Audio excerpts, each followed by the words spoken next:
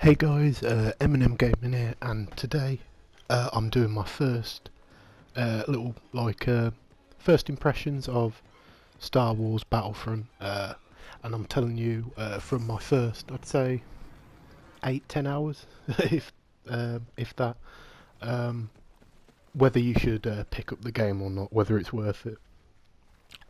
And first of all, what you'll notice when you get into a match or even the tutorial is how nice this game looks. It honestly looks so nice. I mean, the reflections of the rock,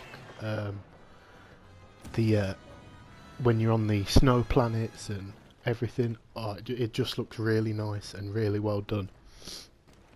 But sometimes in these sort of games, when they go for a nice looking game, they can sometimes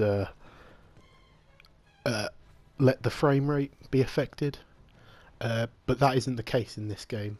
I'm not too sure what it runs at, maybe 30 FPS, but it could be 60, but I think it's 30. But ultimately that doesn't affect the game in any sort of way. Well, it can do, but it doesn't in this game, because whenever I've been online, not a problem. Runs really smooth. I'm never really lagging and having any problems with that, and yeah, honestly really nice to play. And I do have really bad internet, so that can also be a factor sometimes. But in gameplay, the guns, they feel really nice to shoot. Obviously the sound of the laser really makes you feel like you're fighting in a Star Wars game and not just a regular shooter where they've just put like a reskin on. That's what I think they've nailed on this game. And I think if you're a true Star Wars fan, I mean, I'm not the biggest Star Wars fan, but I have watched all the films, and yeah, they have nailed everything from the music in the background to the characters, to the way they move. There's Ewoks running around on some maps, and so much going on in the background. It's just honestly really well done by DICE. Now there's quite a lot of game modes on the online, and within, I'd say, about 10, possibly more hours, I've yet to have witnessed everything that the game's had to offer. But I think it's one of those games where they have something for everyone. For example, if you're big into your shooters, which I'm not, so this is it was a game I was tempted not to pick up, but it's Star Wars, I had to pick it up. But I'm not that good at shooters at all. But yeah, there's something for everyone. If you like Call of Duties and Battlefields and that, it's got Blast, which is basically just team deathmatch, which is a lot of fun. But then they've got the bit more, I'd say, not in any having a go at any other games, but a bit more creative game styles, like you've got Hunt the Hero, where you've got about, I think, 8 people and one person's the hero, so really overpowered against 7 people trying to hunt the hero. The only problem I have on the Hunt the Hero, which is not really a problem, there's nothing technically wrong with the game, it's just how it's played. You can go in and, let's just say you're fighting Darth Vader, you can get a load of shots in on him, and obviously he's meant to be overpowered, so you're not going to kill him straight away, but there's always someone just camping, waiting to shoot Darth Vader or get the last shot in, because then it will class as their kill, so they get to be the hero. There's no other way, I don't think, of being the hero. So that kind of sucks, everyone wants a go, but it's down to who really gets the last shot in. But it's not really a complaint, it's just how the game style runs. Then There's also another hero thing which I prefer, and that is heroes versus villains. So what it is, you'll have a team of 5v5, and you've got you know, Darth Vader, the Emperor and Boba Fett on one team. On the other you've got Luke Skywalker, Princess Leia and Han Solo. And that, it's so much fun. Everyone gets to go being a hero, and when you take down Darth Vader as Princess Leia, or you know, you're Darth Vader and you take down Han Solo or something, it's just the best feeling. And just to be overpowered in a game like this that I tend to suck at is really cool. Other modes that I've really loved, a fighter squadron, which is you're just in a you're like in a ship and you're just shooting AI and real people, and you know, you gotta, there is obviously, like all of these things, objectives. You gotta shoot down certain cargo, and you know, you've got to shoot down like the Millennium Falcon and Slave One. So that's really cool. But in terms of should you get this, is it monetary, like value for how much you pay? Me personally, I'd say yes. Now I know it doesn't have a story, but it does have a single player. Now the single player in this game, there is 2 modes, and there's also 2 sections to 1 mode. So you've got, well, technically 3 modes, but I wouldn't class one as a full-on mode that you'd really use unless you're trying to get trophies, which I do, but I know not everyone does. There's the training mode. That's the first one. I don't really count that, but if you do, it's there. But there's battles and survival. Battles is basically a bit like team deathmatch, but you know, like you got to capture the kills. Like kill confirmed. You kill someone, and then you got to capture like whatever to count it. That's a really fun map. Obviously, there's 3 difficulties. Normal, which is basically easy. I don't know what they're calling it normal for. Hard, which is obviously, like I say, hard. I'd say that's the medium. And then master, which is definitely difficult, more difficult. But on that, there's 2 sections. So one, you'll play as just a regular character, your health regains and all that. But there's also a section where you can play as the hero, and that's a lot of fun. So you can be either the good, you can be Princess Leia, Han Solo, and Luke Skywalker, or the Emperor, Darth Vader, and Boba Fett. I think, and the cool thing about them is they all have their own powers, which is really cool. You know, like Princess Leia, she's really good on those sort of on the battles, because you can just keep dropping, well, not keep dropping, it recharges, but you can drop health right next to you, get it, and then continue. You have to be kind of careful with the others, especially on the harder difficulties, because they can swamp you sometimes. You can get like 10 on you and just shoot you and just destroy you. So she's really good in that sort of situation. But you know, Darth Vader can choke people. Luke can do different like spins and everything, spin attacks. I think the best for me, I'd say, is probably between actually the Emperor and Leia, and I have played all of them, so they're the ones I prefer. The worst, I'd say, is definitely Han Solo. I mean, he's good. Obviously, he's a hero, but he's not the best by any stretch. But like I say, yeah. So that's a single player, but there's also survivals, which is 15 rounds of just enemies coming at you. Now you can only be the normal characters on that, which is makes sense. To be fair, makes sense. That can get definitely difficult in the later rounds with AT-ATs and all that sort of stuff. 1 second, guys. Sorry guys, back. Sorry for a little cut there. The PS4, you have to record a certain amount of time.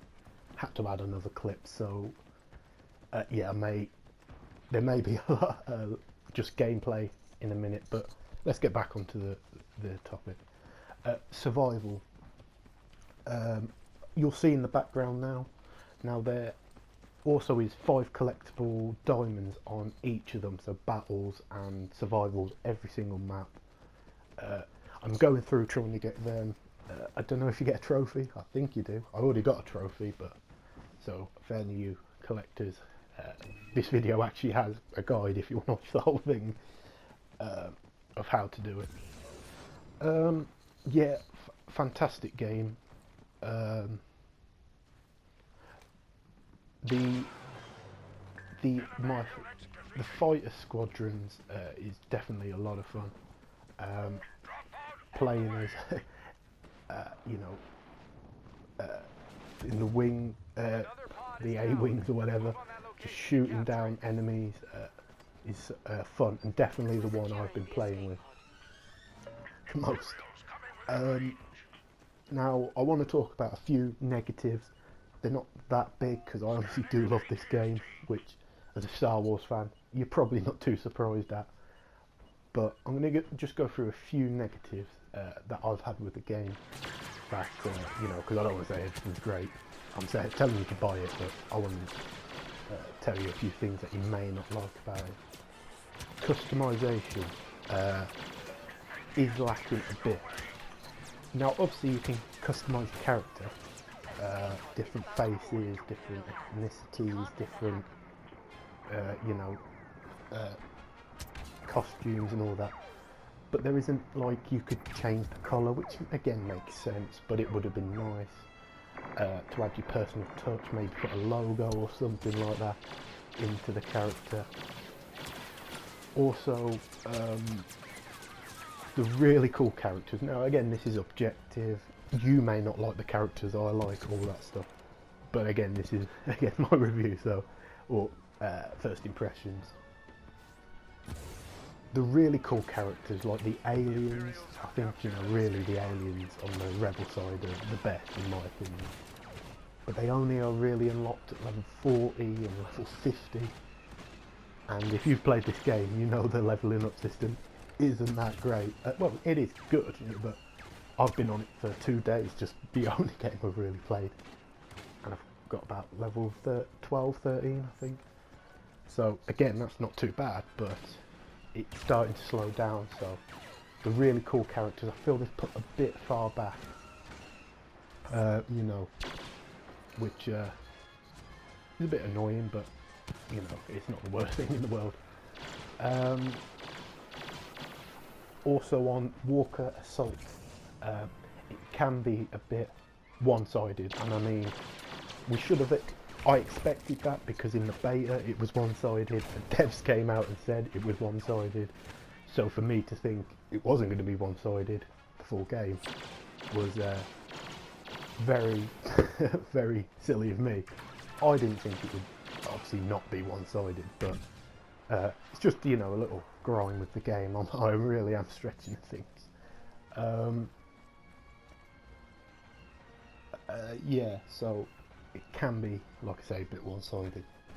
And also, as I said earlier, hero hunt, I think there should be a different way, you know, everyone should get a go with the hero to get the high score, because, you know, some people know how to play the game modes and they just keep doing the same thing. Some people who, you know, try out different modes, don't just play one, can struggle.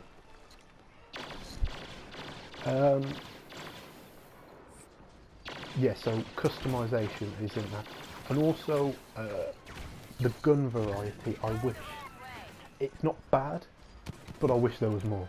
I just wish there was more types of guns, you know, different you know, different varieties of guns, cooler looking guns. Now again, these will come, you don't have to worry about that, but they don't come until like level 30 to 50, which again gives you incentive to play, and I didn't need an incentive to play because I'm loving the game, but it's a grind I've got, and you know, I just thought I'd just say it. But yeah, I definitely think this is definitely worth, in the US I think it's about $50, about £45 over here for the game, £50, £45. In my opinion, definitely worth it for the amount of hours you'll put into it if you like Star Wars. Is it worth it if you don't like Star Wars? Again, I would say yes, but that really is down to you, because to say it's worth it to someone who isn't the same as me, it's hard to say in my review, do you know what I mean? I do think the game would have benefited with a single player, but with EA and Visceral Games making a new Star Wars game next year, with the woman who used to make Uncharted, I can understand why they haven't done it. But again, it would have been nice. So I'm going to touch on a few things that I saw online, because you know I always like to keep up to date with the gaming news. And there's only two things I really want to talk about, because the video will be going on a long time. First of all is a lot of complaints about this game length, and I do have a slight problem with when you complain about a game's length when it has an online, and a very fun online at that. With and I'll bring up 3 games to show you that they've all done it, and you can check if you don't believe me. First off is obviously Star Wars. Then Titanfall got the same. It was the same sort of game, and also Halo 5. Now Halo 5 was the one out of them that actually had a story, but it was very short. Now for me, now I'm not going to review Halo 5 and Titanfall. I haven't played them. I don't have an Xbox at the moment, so I can't judge the game. But to complain about length when then ultimately online's limitless, you know what I mean? You know, you play FIFA, but you don't really play the career mode. I'm not complaining that the career mode's too short on FIFA or Madden or NFL, so I just don't see how you say the same for a shooter game. But that's just me. And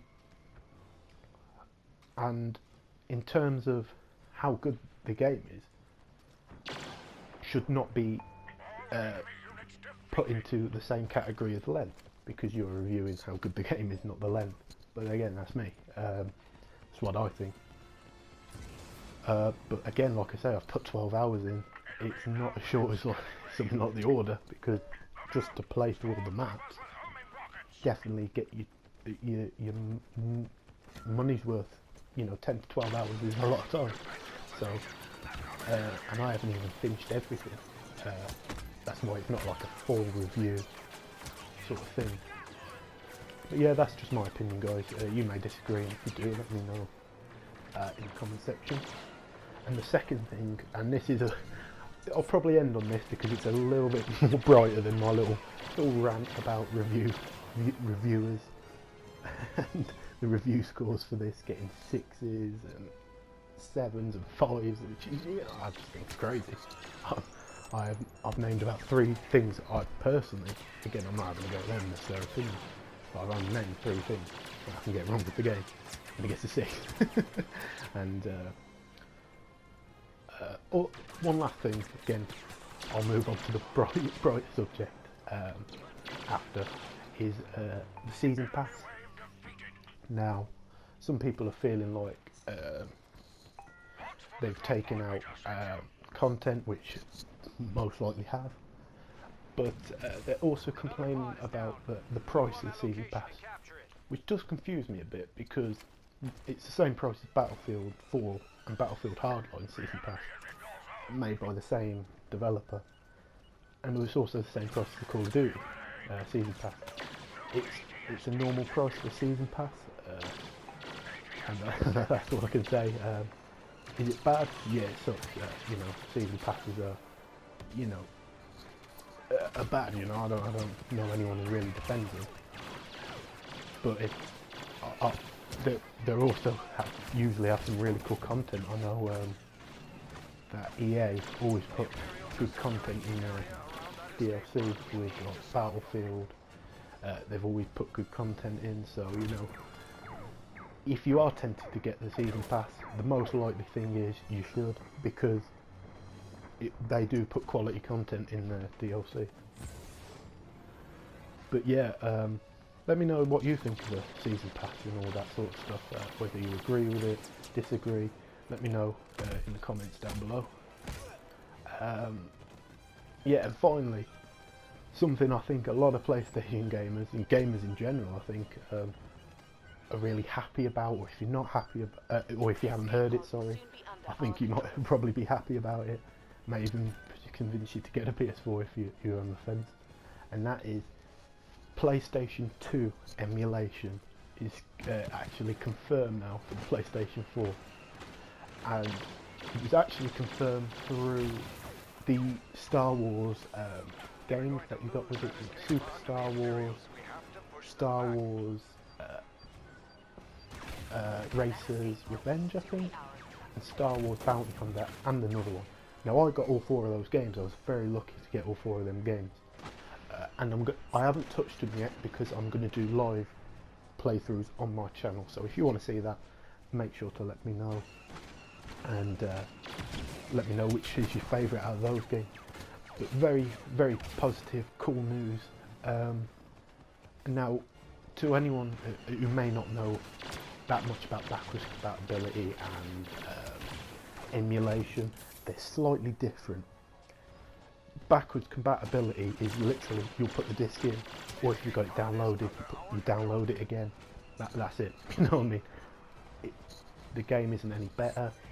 Some cases the frame rate can drop a little bit more on the backwards compatible version, but that's to be expected. But you know, it's a really cool thing. I wish the PS4 had it. It looks like it's getting something very similar. The difference is with emulation is, or with PlayStation's emulation, is actually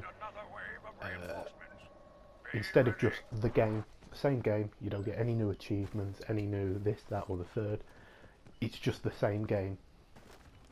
With emulation, they put in the achievements, the trophies into the game. So let's just say you trigger something by killing a certain amount of enemies, collecting a certain amount of things, it will trigger it in the game. So they had to go through, and it's slightly, not a full remaster because they're not really doing that much to it, but it's not like a remake where they're just going through the whole game and changing everything. But there is, they are upscaling the game to, I believe, 1080p, or just under 1080 something. It's just under, and it also runs with obviously the power of the PlayStation 4 compared to the PS2. They can push you up to about 60 FPS stable. Now that's obviously very important for older games. Obviously, if you get them, expect them not to look like next-gen games because they're, you know, some of them are about 10 years old. But I think you'll have a better experience because they run better. Now, let me know, guys, if you knew about this news, or even if you didn't. What games you want to see come to PS4 emulation? For me, and I think a lot of gamers, I think we're just praying and hoping for that Crash Bandicoot to come back, be on the PlayStation 4. Hopefully, because they are good with Activision at the moment, that can happen. Maybe a few Final Fantasy games. I know Final Fantasy's having a remake, but you never know, they may put the Final Fantasy 7 also on here. But yeah, guys, this has been M&M Gaming. I've rambled a lot in this video, almost 25 minutes, but I'll let you go. Make sure to like, comment and subscribe, and any thoughts let me know in the comment section down below.